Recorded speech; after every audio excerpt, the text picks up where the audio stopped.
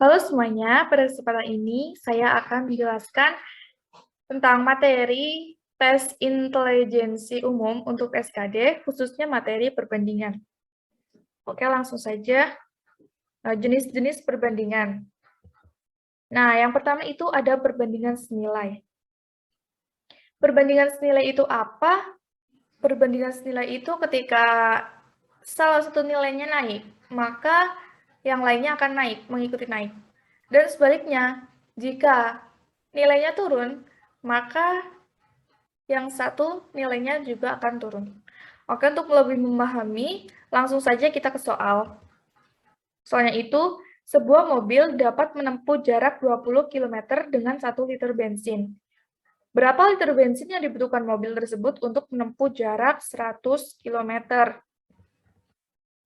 Kita analisis terlebih dahulu ya. Ketika jarak 20 km itu butuh 1 liter bensin.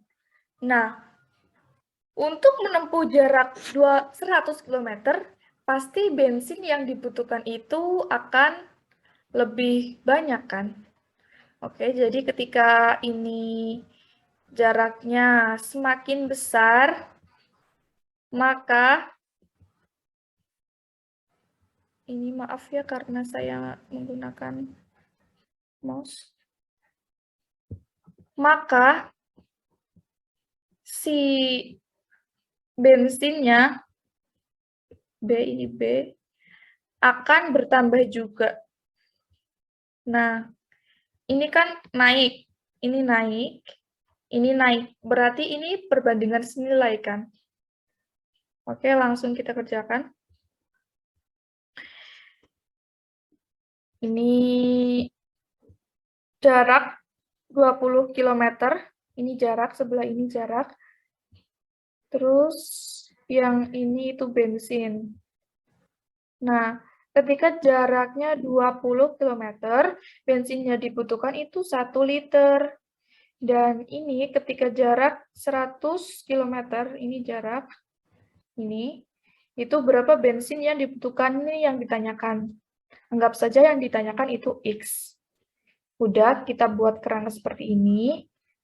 Ya udah, kita hitung. Itu karena ini perbandingan senilai, berarti tidak ada nilai yang dibalik-balik ya. Ini kita langsung aja buat per di sini. Di sini. Jadinya kan 1 per X sama dengan 20 per 100. Setelah itu kita kalikan silang. Ini si 1 dikalikan 100, itu 100. Yang ini kita kalikan silang. X kali 20 itu 20X. Terus kemudian ini pindah ruas agar X-nya ketemu. Berarti 100 pindah ruas jadi dibagi 20 sama dengan X. Ini 100 dibagi 20 sama dengan 5. Nah, X-nya itu 5. Jadi, mobil tersebut itu membutuhkan 5 liter bensin. Oke, sebenarnya ini lumayan mudah sih. Yang kedua itu ada perbandingan terbalik. Apa itu perbandingan terbalik? Perbandingan terbalik itu ketika nilainya naik, maka salah satu nilainya akan turun. Dan sebaliknya, apabila salah satu nilainya turun, maka nilai yang lain akan naik. Agar lebih paham, kita langsung saja ke soal.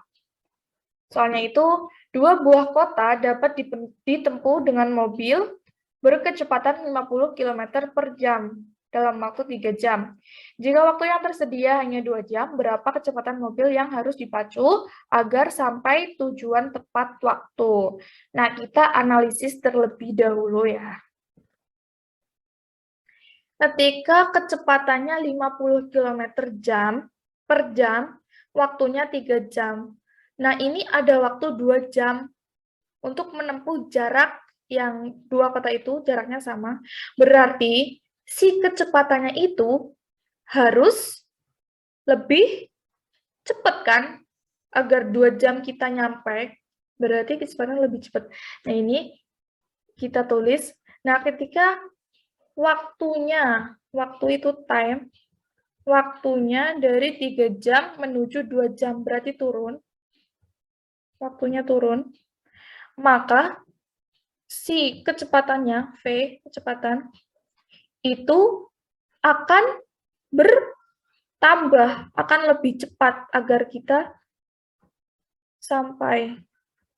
Nah, ini itu kan perbandingannya terbalik kan. Yang waktunya lebih cepat, waktunya nurun. Maksudnya di sini angkanya ya.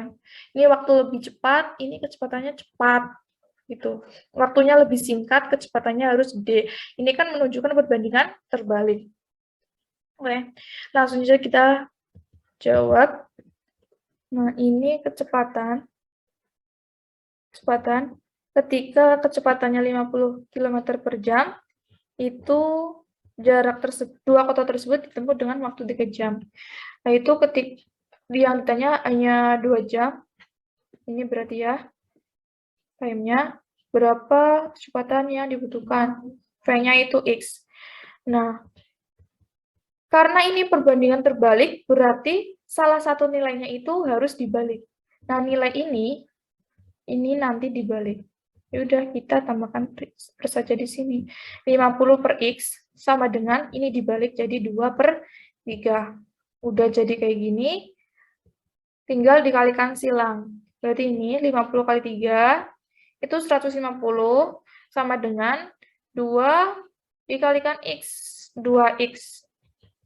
Terus ini kita nyari X-nya, berarti ini pindah ruas ke sini, berarti dibagikan. 150 per 2 sama dengan X. 150 per 2 itu 75, ini sama dengan X. Jadi, kecepatan mobil yang harus dipacu itu 75 km per jam. Oke, next. Selanjutnya yang ketiga itu ada perbandingan variasi. Apa itu perbandingan variasi? Perbandingan variasi itu melibatkan 3 buah besaran di dalamnya.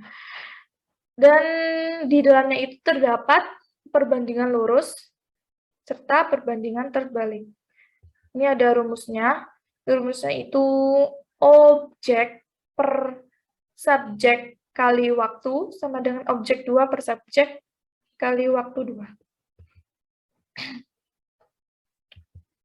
Oke, langsung saja kita ke soal. Soalnya itu 3 buah rumah bisa diselesaikan oleh 5 orang tukang dalam waktu 36 hari.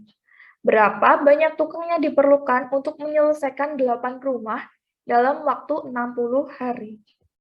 Nah, kita jawab, kita buat kerangkanya dulu, kayak dipetakan terlebih dahulu. Ini T itu time, waktu, S itu subjek atau pelakunya, O itu objek, hal yang dikerjakan. Ini berarti 3 buah rumah, berarti ini objeknya, ini ya 3, diselesaikan oleh 5 orang tukang. Ini berarti pelakunya subjek 5, dalam waktu 36 hari, berarti time-nya, waktu 36. Kemudian berapa banyak tukang yang diperlukan? Berapa banyak tukang? Berarti yang ditanya subjek pelakunya. Berarti ini X. Untuk menyelesaikan 8 rumah. 8 rumah itu objek 8 dalam waktu 60 hari. Time-nya 60. Oke, setelah kita buat kerangkanya, tinggal kita hitung. Dengan rumus yang tadi itu, rumusnya bisa dilihat sebelumnya, itu ada O1 per S1 kali T1 sama dengan O2 per S2 kali T2. Nah, kita masukkan O, objek yang satu itu 3, per S1-nya 5 kali T-nya 36. Sama dengan O2-nya itu 8 per S-nya itu X yang ditanyain, dikali time-nya itu 60 hari, 60. Udah, kita kayak gini. Terus kita kalikan silang. Kalikan silang ini 3 kali 60X sama dengan 5 kali 36 kali 8. Maka X-nya itu 8 kali 5 kali 36 dibagi 3 kali 60. Nah, ini bisa dicoret, dapat 12. Terus ini bisa dicoret, dapat 5. Terus ini coret, bisa 8. Nah, X-nya itu 8. Jadi, banyak tukang yang diperlukan, ada 8. Oke, sekian materi perbandingan dari saya. Terima kasih atas perhatian teman-teman semua. Untuk latihan soal bisa diakses di description, dan next kita akan bahas si latihan soalnya itu. Oke.